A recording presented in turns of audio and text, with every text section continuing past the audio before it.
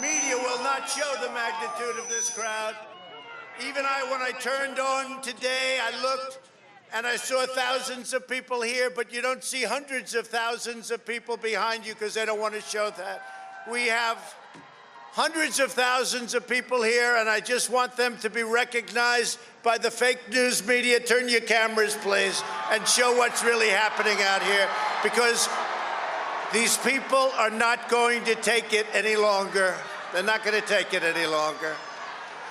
Go ahead, turn your cameras, please, would you show? They came from all over the world, actually, but they came from all over our country. I just really want to see what they do. I just want to see how they cover it. I've never seen anything like it, but it would be really great if we could be covered fairly by the media. The media is the biggest problem we have, as far as I'm concerned. Single biggest problem. The fake news and the big tech. Big tech is now coming into their own. We beat them 4 years ago. We surprised them. We took them by surprise. And this year, they rigged an election. They rigged it like they've never rigged an election before. And by the way, last night, they didn't do a bad job either, if you notice. I'm honest, and again, I want to thank you. It's just a great honor to have this kind of crowd and to be before you and hundreds of thousands of American patriots who are committed to the honesty of our elections and the integrity of our glorious republic. All of us here today do not want to see our election victory stolen by emboldened radical left Democrats, which is what they're doing, and stolen by the fake news media. That's what they've done and what they're doing.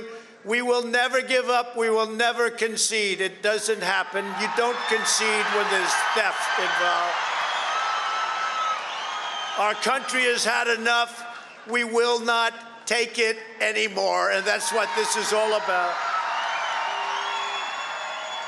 And to use a favorite term that all of you people really came up with, we will stop the steal.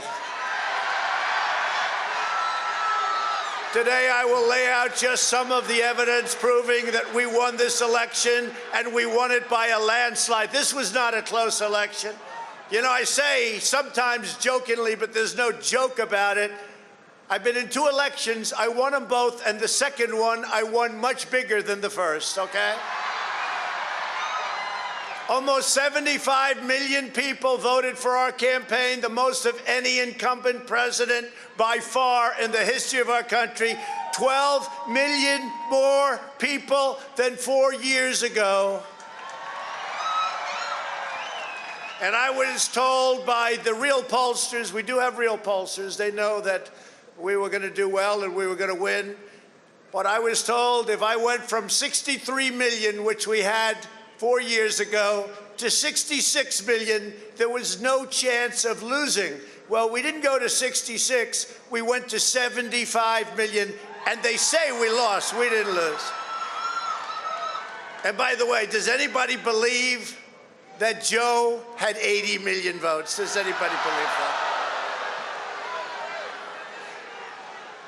He had 80 million. Donald Trump there with his claim of victory once again, a claim that has been disproved time and again before in lawsuits.